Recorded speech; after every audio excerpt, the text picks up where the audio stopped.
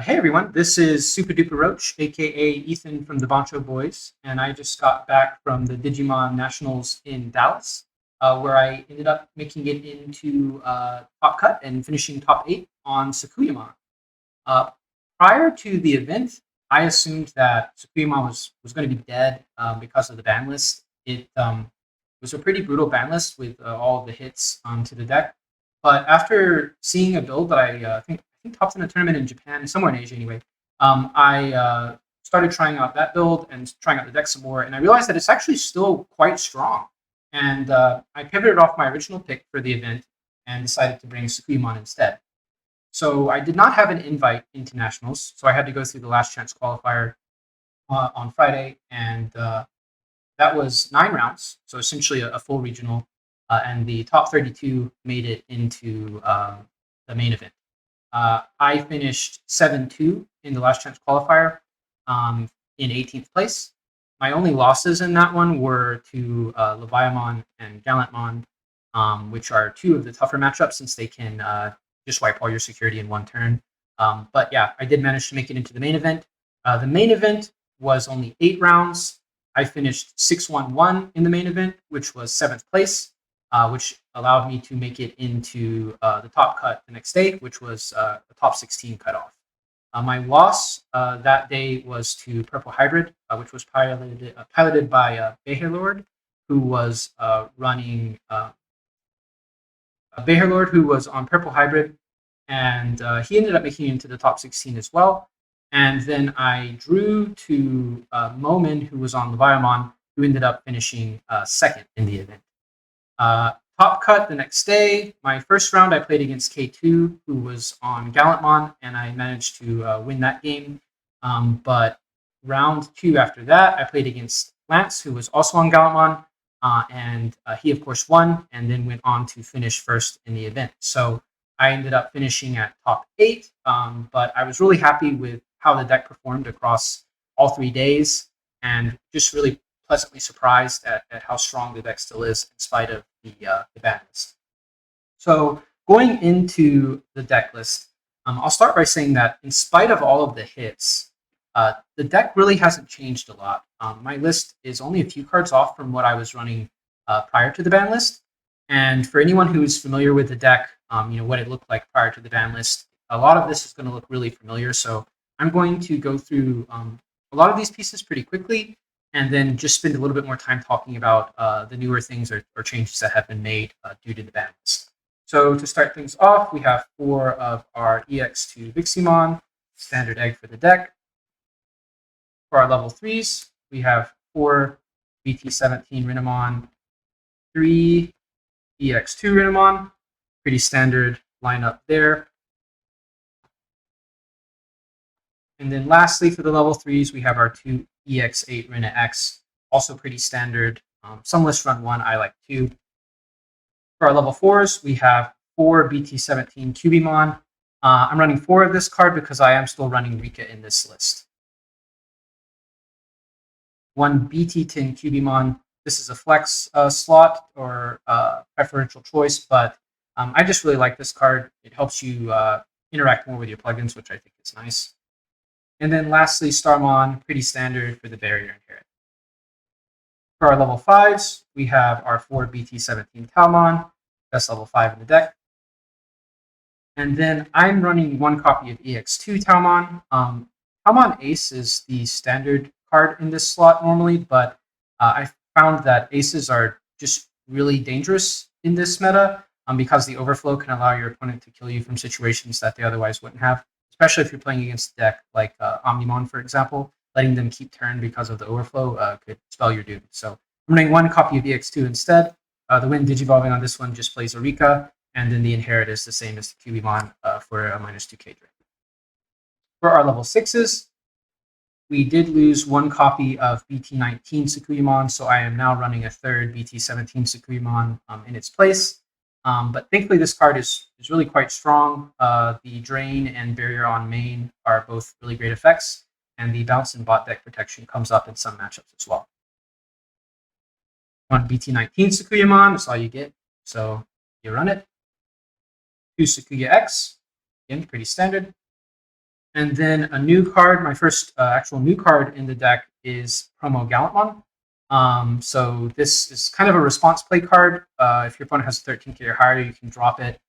Sometimes you can also use it to recover when your opponent doesn't have one of those, which can actually be relevant in certain matchups to make it harder for your opponent to get the kill. And even sometimes if you've played out a deck, or excuse me, a body with Scramble, and you can go all the way up the line into Gallantmon, then you gain Rush and are actually able to attack, which can be relevant as well. Just a very versatile card, and having the one copy, you will find it if the game goes on long enough, and it's the most powerful at the late game. So one copy is perfectly fine. For level 7s, all I'm running is two rune mode. There are a lot of other level 7s that you could run in the deck to replace the Valder arms that the deck has lost. I know some players are experimenting with Sakuyamon. Then there's also Aegis-Dramon or Bolt Baldamon. Those are some other options. But I elected to just run the 2 rune mode. My thinking was that with the Scramble now being your only real source of cheating up the line, I guess you still do have the 1 green plugin, but with Scramble being more used for that now, you will not have as much freedom to use it to actually go into a level 7. And so I didn't want to be overly reliant on level 7s, and that's why I chose to only run Rune Mode, just because this card is just so impactful. Increases your security count, which makes it harder for your opponent to kill you. Obviously, can lock decks completely out of the game. Like any stack-based deck can just get locked out in the back. Decks such as Omni that are relying on playing small bodies and then digivolving on them are completely locked out by this as well. And then just generally, the blanket drain can also help to address large boards. So just a very powerful card, and helps to secure yourself a winning position once you've promoted and made a stack. Next up, we have Tamers. The only Tamer in the deck is Rika. I'm still running the same 4 Rika that I was running prior to the ban list. This card just allows for a lot of memory manipulation, and throughout the game, you can continue to use it. So unlike a training or a boost where you're only getting it one time, you might be able to use the same Rika, 2, 3, 4 times potentially, and you can just get a lot of value off of them. It also allows you to run the non-yellow plugins, which of course is the 1 green plugin that we still have, and then another new addition to the deck, which is red plugin. So this gives a security attack +1 to a Digimon, which the intention of this is to allow you to somewhat make up for the loss of Elder Arm by allowing you to do a larger check push if you need it to close out the game. You can still actually get a 4-check Sakuya X with this card just by giving it second attack plus swinging and then swinging again once in suspense. So you can get the same checks with that.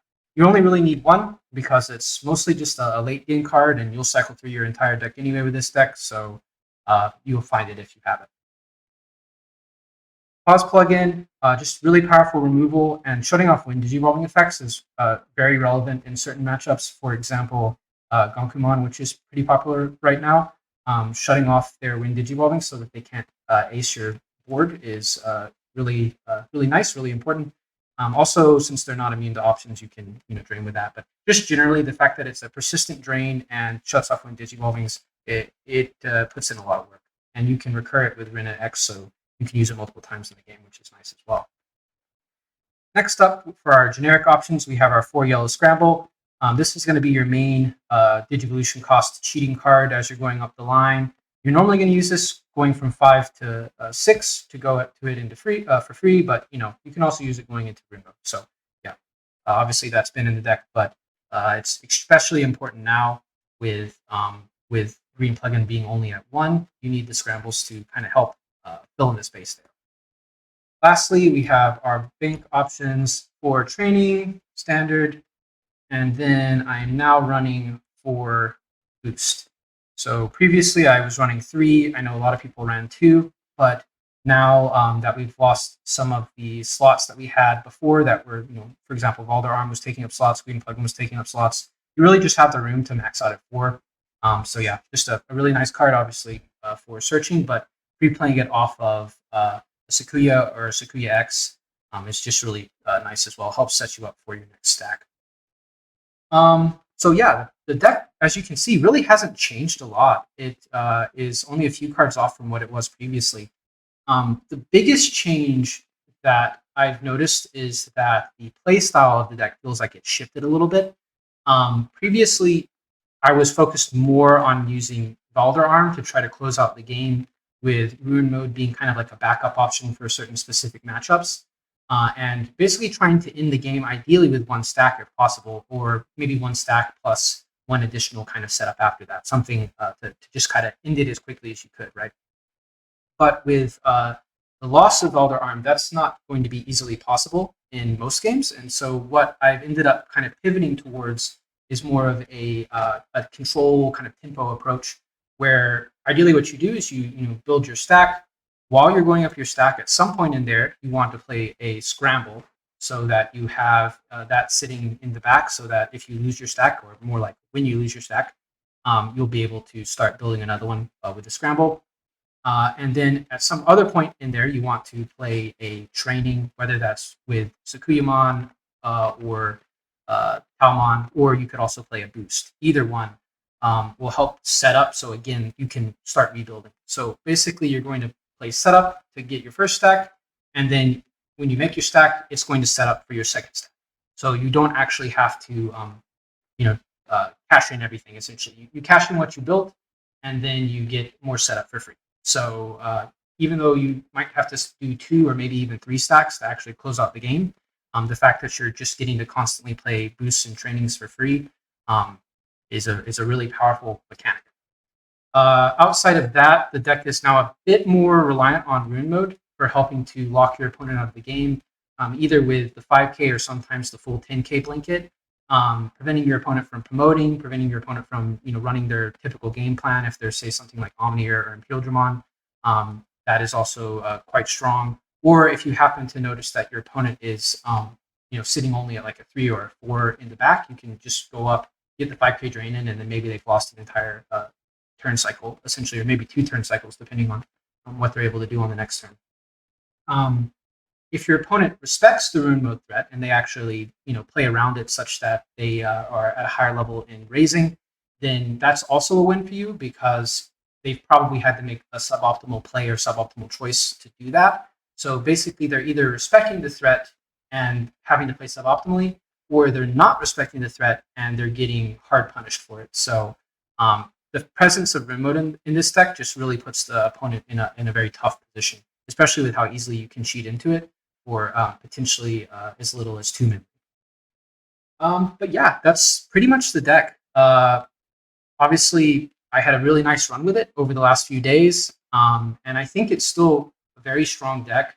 I think there's a lot to learn with it. I felt that over the course of the event, from day one with the LCQ all the way to Top Cut, I could see myself improving, and my gameplay of the deck was improving just over the course of 3 days.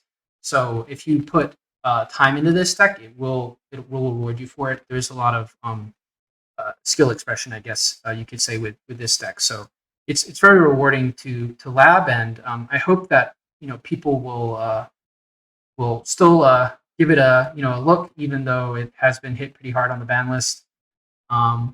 But yeah, I hope you enjoyed the deck profile, and I'll see you in the next one.